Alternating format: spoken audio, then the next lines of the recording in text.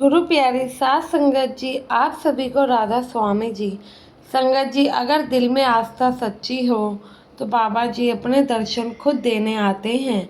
ये हादसा जो कि मध्य प्रदेश के एक छोटे से शहर का है जिसका नाम चंदेरी था। संगत जी, इससे पहले अगर आप चैनल पर नए हैं तो संगत के अपने इस चैनल को सब्सक्राइब जरूर करिएगा जी। संगत जी, ये शहर छोटा है लेकिन हैंडलूम प्रोडक्ट और साड़ी के कारोबार में इस शहर का बहुत ही अच्छा नाम है। चंदेरी की एक बहुत बड़ी साड़ी की दुकान पर एक भाई काम किया करता था। यह भाई एक सत्संगी भाई था और इसका परिवार भी बाबा जी पर अटूट विश्वास करता है। इनके घर के हालात ठीक नहीं हैं। इस कारण इस भाई ने अपने स्कूल की पढ़ाई के बाद ही उस साड़ी की दुकान पर नौकरी करना भी शुरू कर दिया। अब क्योंकि ये भाई बाबा जी को बहुत मानते हैं तो इसने ईमानदारी भी कूट कूट कर भरी हुई थी। यह किसी का भी 1 रुपया भी फालतू आता था तो वह नहीं रखता था, बल्कि उसे खुद जाकर लौटा देते थे। इनकी ईमानदारी के चर्चे तो पूरे शहर में मशहूर थे। ये जहाँ पे भी नौकरी करते वहाँ के जो मालिक थे वो इस भाई पर आँख बंद करके भरोसा भी कर लेते थे और लाखों रुपए का हिसाब इसके हाथ में दे रखा था, क्योंकि उन्हें विश्वास था कि यह भाई कभी भी बेईमानी नहीं करेगा। ऐसे ही कुछ समय बीतता गया। कुछ सालों बाद इस भाई की शादी भी हो गई। शादी भी एक अच्छे सत्संग परिवार के घर की लड़की से ही हुई। इनकी पत्नी तो पहले से ही बाबा जी से जुड़ी हुई थी जहाँ ये भाई नौकरी करते थे। धीरे धीरे इस भाई की ईमानदारी को देखकर वो लोग भी सत्संग से जुड़ने लगे और जहाँ ये भाई नौकरी करता था वहाँ इनके दुकान में एक लड़की की ज़रूरत थी, क्योंकि वो एक साड़ी की दुकान थी तो वहाँ सेल्स गर्ल की ज़रूरत थी। तो वहाँ साड़ी बेचने के लिए पहले से ही बहुत सारी लड़कियाँ काम करती थी। अब उन्हें 2 से 3 और सेल्स गर्ल की ज़रूरत थी। तो इस भाई ने अपने मालिक से बात करी और अपनी पत्नी को उसी दुकान पर लगवा दिया। दोनों पति पत्नी दिन रात मेहनत करते और मालिक भी दोनों के काम और ईमानदारी से खुश थे और सैलरी के अलावा अच्छा खासा बोनस भी यह दोनों पति पत्नी को दे दिया करते। इसी तरीके से कई साल बीत गए और इस भाई और इसकी पत्नी ने थोड़ा थोड़ा करके बहुत सारा पैसा भी जोड़ लिया। इस भाई ने एक सरकारी योजना में अपने पैसों को भी लगाया और जब ये योजना ख़त्म हुई तो इस भाई को बहुत सारे पैसे ज़्यादा होकर मिल गए और इनका फ़ायदा हो गया।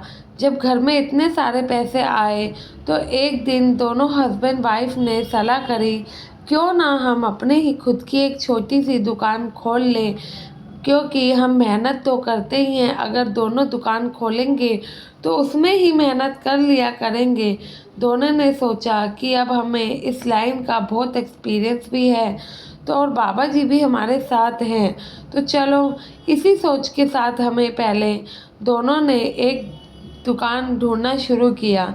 दुकान किराए पर मिल तो गई, लेकिन समस्या एक बात की थी। जो दुकान इन लोगों को पसंद आई थी यह वह ठीक उसी दुकान के सामने थी जहाँ ये दोनों पहले काम करते थे। जब दुकान फाइनल हुई तो इन दोनों ने अपने मालिक से नौकरी छोड़ने की बात कही। यह सुनकर मालिक भी घबरा गया, क्योंकि इन दोनों की वजह से उस साड़ी की दुकान पर आधे से ज़्यादा काम संभल रहा था और ग्राहक भी इन्हीं की वजह से ज़्यादा सामान खरीदना पसंद करते थे। जब कभी ये छुट्टी पर होते तो उसके बहुत सारे ग्राहक ये कहकर चले जाते, जब वह आएंगे तभी वह लोग साड़ी खरीदेंगे। कहने का मतलब ये है कि वह दुकान आधी से ज़्यादा इन दोनों पति पत्नी की वजह से ही चल रही थी। अब ये दोनों नौकरी छोड़ रहे थे तो मालिक ने इन्हें बहुत ज़्यादा समझाया, इनकी सैलरी बढ़ाने की बात भी की, लेकिन ये अब डिसीज़न ले चुके थे कि और जैसे ही मालिक को पता लगा इन्होंने सामने वाली छोटी सी दुकान को ही किराए के लिए फाइनल किया है तो मालिक तो और ज़्यादा घबरा गया और परेशान होने लगा। अब मालिक के दिल में इनके लिए बहुत ही ईर्ष्या जागने लगी, क्योंकि इतने साल तक यहाँ नौकरी करने के बाद उन्होंने उसी के सामने वाली दुकान खोलने का फैसला किया, तो लाजमी है कि वह परेशान होते ही। ऊपर से मालिक को ये डर भी था, अब आधे से ज़्यादा कस्टमर इन्हीं की दुकान में चले जाएंगे। दोनों पति पत्नी ने यह फैसला तो ले लिया था, लेकिन ह्यूमन नेचर के हिसाब से मालिक को ईर्ष्या तो होनी ही थी। दोनों ने नौकरी छोड़ दी और अपनी दुकान पर जो काम करवाना था वो करवाना शुरू कर दिया। जब सब काम हो गया, माल भी आ गया, तो दोनों ने मुहूर्त के लिए एक दिन तय किया। दोनों ने प्लानिंग की, पहले बाबा जी के शब्द चलाएंगे, उसके बाद सत्संग चलाएंगे और फिर संगत को लंगर और प्रसाद बरताएंगे। जिस दिन मुहूर्त का दिन तय हुआ, उस दिन संगत इनकी दुकान पर भी आ गई और सबने सत्संग सुना। और संगत के दौरान दुकान की छत पर लंगर भी बन रहा था और वहीं पर उसी दौरान संगत में से चलते सत्संग को छोड़कर एक भाई ऊपर चले जाते हैं और देखते हैं कि वहाँ जब हलवाई खाना बना रहे थे, तो उस भाई ने जाकर पूछा कि भाई, हलवे में मीठा तो ठीक से डाला है ना? तो हलवाई को लगा कि ये शायद सत्संगी पति पत्नी के घर से ही कोई है, इसलिए हमसे पूछ रहे हैं। तो हलवाई कहने लगा, जी बिल्कुल ठीक डाला है, ना जरा सा भी कम और ना जरा सा भी ज़्यादा। आप चिंता मत करो, मेरे हाथ से बना हलवा सब पसंद करते हैं। संगत जी, लंगर तो अब बन चुका था।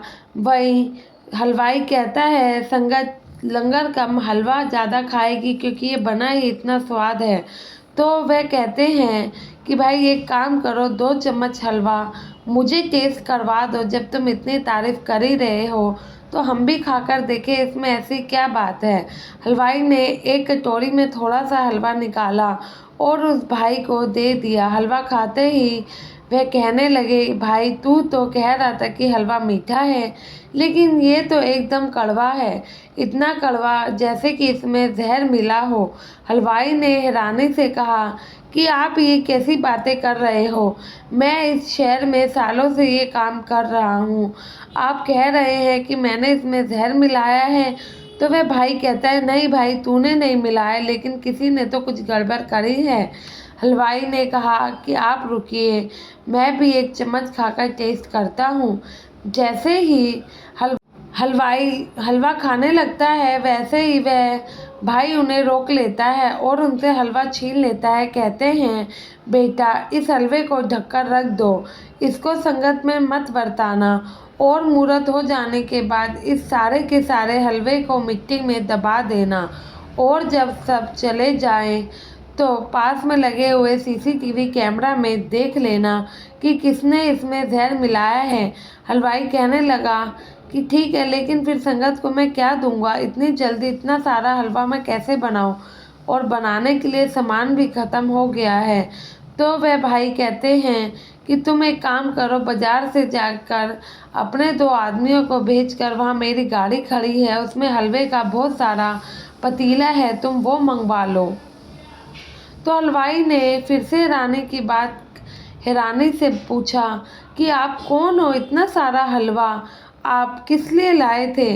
तो वह भाई कहते हैं कि ये सभी मेरे बच्चों के लिए है, आप जाओ और वहाँ से हलवा उठा लो, ये मेरे बच्चों की दुकान है, मुझे लगा कि हलवा कहीं कम ना पड़ जाए, इसलिए हम बनाकर ले आए। उनके इतना कहते ही वे वहाँ से चले जाते हैं और हलवाई जो कि उनकी गाड़ी से हलवा मंगवा लेते हैं। संगत लंगर खाती है और हलवा भी खाती है। सब अपने घर चले जाते हैं और ये दोनों पति पत्नी हलवाई को पैसे देने लगते हैं। तो हलवाई इस घटना के बारे में उन दोनों को बताता है। जैसे ही पति पत्नी पूरी घटना सुनते हैं और जाकर सीसीटीवी देखते हैं जहाँ पर सब रिकॉर्ड था, तो वह बहुत ही ज़्यादा हैरान होते हैं।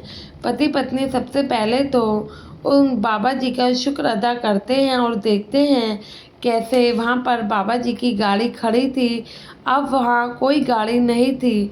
और वह दोनों पति पत्नी की आंखों में दोनों उसी समय बाबा जी का शुक्र अदा करने लगते हैं।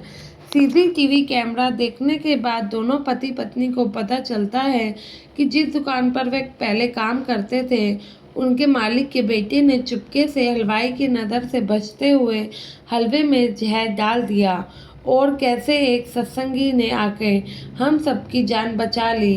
वह सत्संगी और कोई कि बाबा जी खुद आए थे अपने बच्चों की जान बचाने के लिए और यह सारी बात उसने जाकर मार्केट में सभी लोगों को बता दी और अपने मालिक से जाकर भी बात करी। उन्होंने कहा अगर दोबारा ऐसा हुआ तो हमें पुलिस को बुलाते ज़्यादा देर नहीं लगेंगी। पुलिस की गाड़ियां तुम्हारे दुकान के आगे ऐसे ही खड़ी हो जाएंगी क्योंकि आज तुम्हारी वजह से हमारी कितनी संगत का क्या हो सकता था अगर हमारे सद्गुरु हमें टाइम से आकर हमें ना बचाते।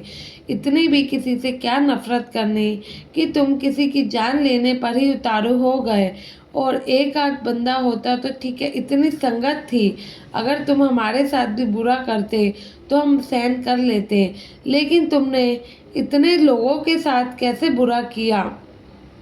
साथ संगत जी, साड़ी की दुकान के मालिक शायद ये भूल गए थे कि ये पति पत्नी जिनको मानते हैं उनकी अपने बच्चों पर अपार कृपा रहती है। तो संगत जी, कभी भी हमें ईर्ष्या और नफरत नहीं करनी चाहिए, दोनों ही हमें बर्बाद कर देती हैं। साड़ी के मालिक को सोचना चाहिए था कि जो किस्मत में लिखा है वह कोई नहीं छीन सकता, लेकिन उन्होंने यह नहीं सोचा और किसी की जान लेने के लिए उतर गए। संगत जी, आशा है ये साखी के माध्यम से आपको भी कुछ सीख मिली होगी और संगत के अपने इस चैनल को सब्सक्राइब करके कमेंट में राधा स्वामी ज़रूर लिखिएगा जी। गुरु प्यारे साथ संगत जी, आप सभी को राधा स्वामी जी।